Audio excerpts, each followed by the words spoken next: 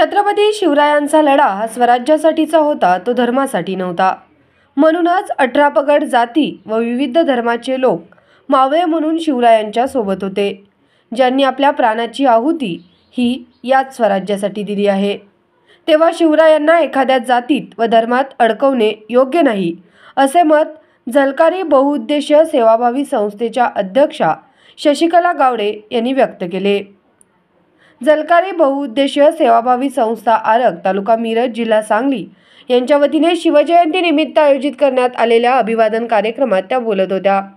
छत्रपती शिवराय हे बहुजनांचे राजे आहेत। त्यांनी स्वराज्याची संकल्पना केवळ मांडली असे नाही, तर ती संकल्पना त्यांनी सत्यात उतरवली। महिलांच्या न्याय हक्काकरता तसेच ज्ञाती बांधवांना स्वजातीत व स्वराज्यात परत घेताना धर्म मार्तंडांचा रोषही ओढवून घेतला होता। म्हणूनच शिवरायांचा आदर्श आपल्या अंगी बनवण्यासाठी, शिवचरित्रातून प्रेरणा घेण्यासाठी शिवजयंती घराघरात साजरी व्हायला हवी, असेही मत त्यांनी यावेळी व्यक्त केले। स्वागत अधिका बाबर यांनी केले, तर आभार नंदिता खटावे यांनी मानले। यावेळी सीमा पाटील, अश्विनी इंगळे, राजश्री चव्हाण, सुप्रिया चव्हाण, अक्षरा बाबर, पद्मसिंह बाबर व अन्य कार्यकर्ते उपस्थित होते।